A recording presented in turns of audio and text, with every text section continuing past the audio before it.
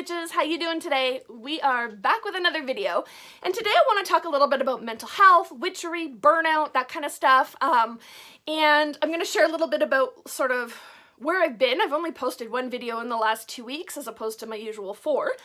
So I want to share a little bit about where I've been, what's going on with me, and a little bit about burnout and how to overcome that.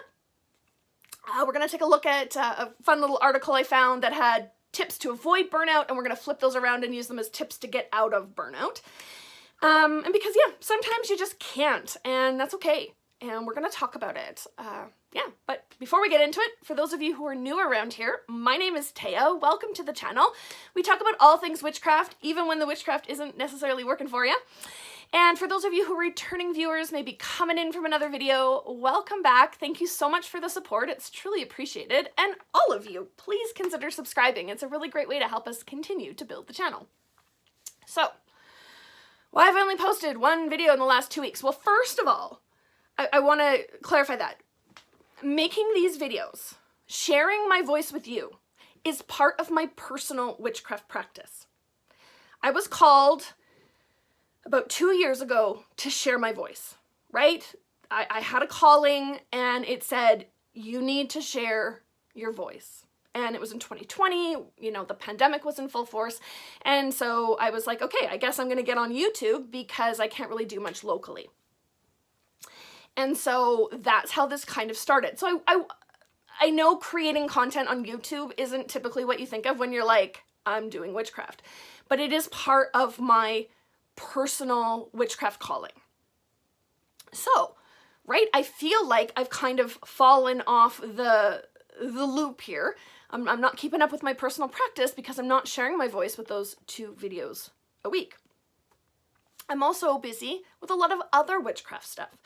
I started the Edmonton Traditional Witchcrafters Guild here in Edmonton, Alberta, and there's lots of activities and responsibilities going around with that. I study with the Red Thread Academy.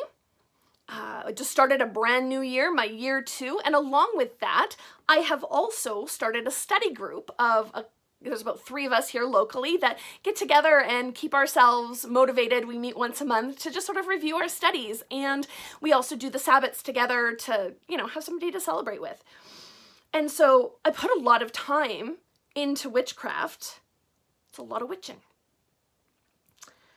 Now, when it comes to my personal, right, practice, part of it posting here on YouTube, I've had this feeling like if I don't post, the algorithm is going to hate me, nobody's going to see my videos. So I've been very religious, if you will, about posting 2 videos a week. And then I went on holidays.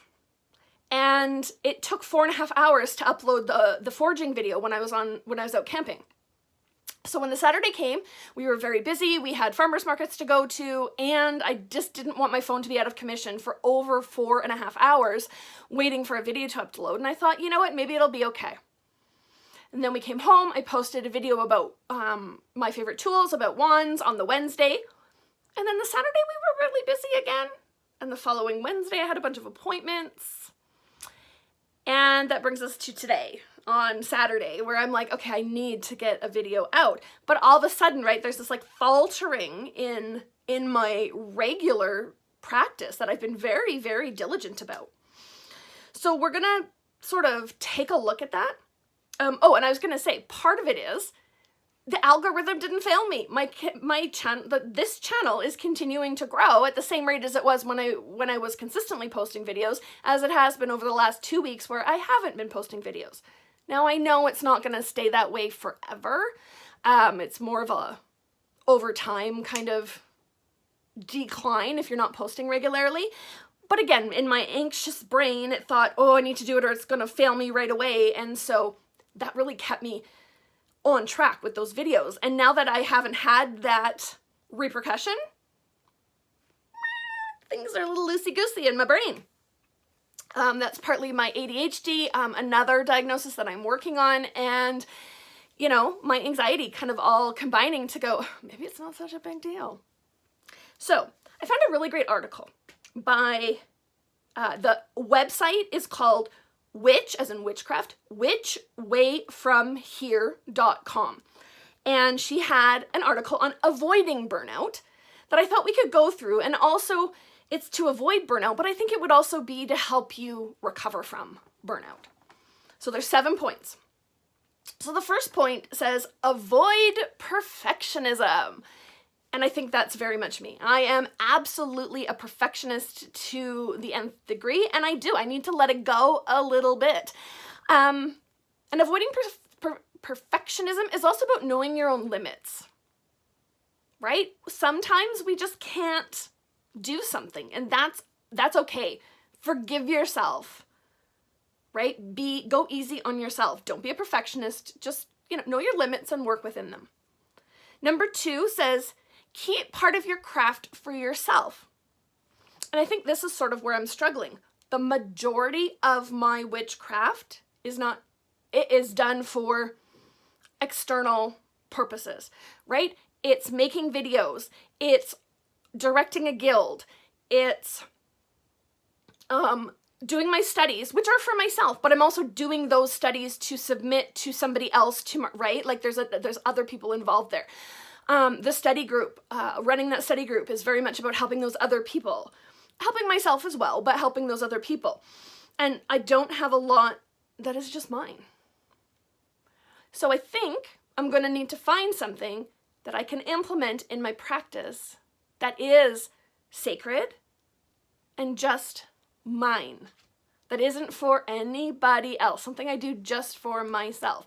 And I know I had some things in my practice that were just for me that I've, over the summer, have really fallen away from doing, because again, in the summer, there's no schedule. I don't have kids. It's not like I have to get up in the morning and drive kids to school and then come home and start my day.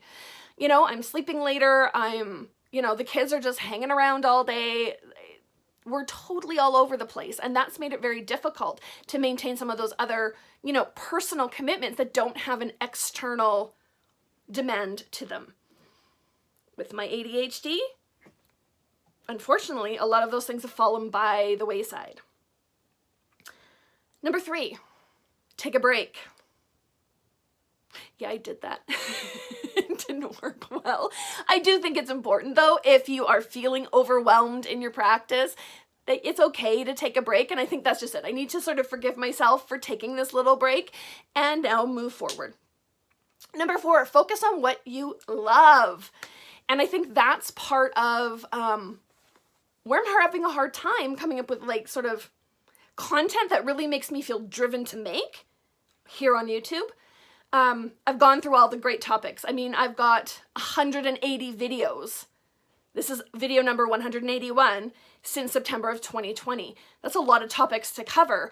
And I feel like I've kind of done all the things that are really calling in my heart to do. I've done them.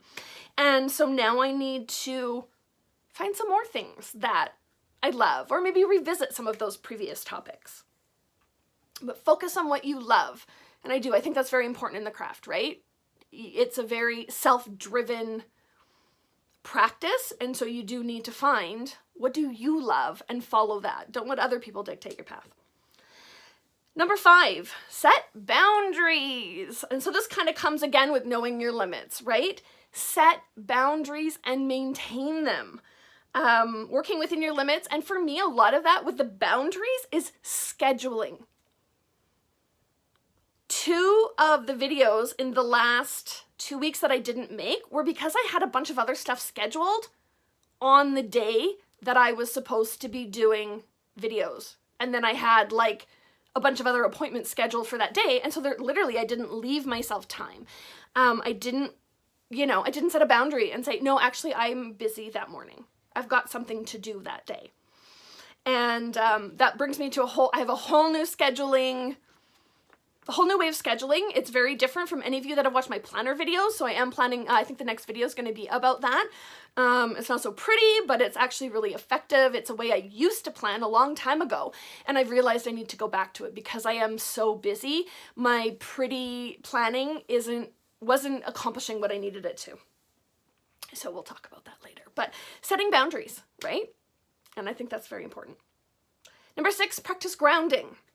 Well, I don't know that that's necessarily going to help me in this in this situation where I'm like, I need to get my butt back in gear making videos, you do need to stay grounded within your practice. And maybe, yeah, maybe I need to ground a little bit more. Part of grounding is like, yes, there's the physical act of grounding, but also staying like grounded in your work. Why are you doing this? What are the benefits? Etc. Right? So there's like physical grounding, but there's also that idea of just being grounded within the work that you're doing, and why are you doing it, and right, what are you bringing to the table, if you will. And number 7 is continue learning. And I am learning a lot, but a lot of that is through my Red Thread Academy studies, which are absolutely fascinating, and I totally want to share with you guys, but a lot of it isn't stuff I can make content on because I'm just learning it. And it's not my place to teach this content. It's not mine. Do you know what I mean? This is something I'm learning from somebody else.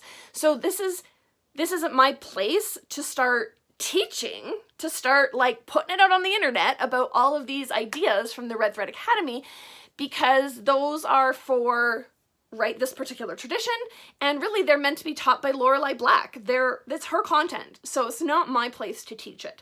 So a lot of what I'm learning right now isn't necessarily lending itself so well to being shared. Some of it I can, don't get me wrong, and I'm gonna look into it, but I need to start reading again. I haven't been reading books where I can sort of get new ideas and share with everybody. I've also not been watching TikToks. I haven't been watching a lot of YouTube. So again, I'm not out there kind of learning stuff and going, oh, I want to talk about that. So I need to get back to sort of that bit with number 7, which was continue learning. So just to sum it up, it's avoid perfectionism, keep part of the craft for yourself, take a break, focus on what you love, set boundaries, practice grounding, and continue learning.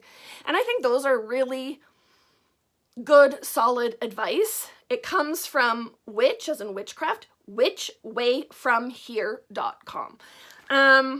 Yeah, so I want to know, guys, like, that's kind of, I guess, using those 7 points as sort of my little plan to get myself out of my burnout here. Have you ever found yourself suffering from burnout or from like overwhelm, right? Have you ever felt yourself suffering overwhelm in your witchcraft practice? How did you recover? Give me your best tips below. Let me know what you think. Yeah, I'd love to have a convo about it. And otherwise, yeah, that's our video for today. Sorry it wasn't as exciting as it usually is. It's kind of a little more like just a life update. But yeah, I want to let y'all know where I've been. And we'll catch you in the next one. Thanks so much, you guys.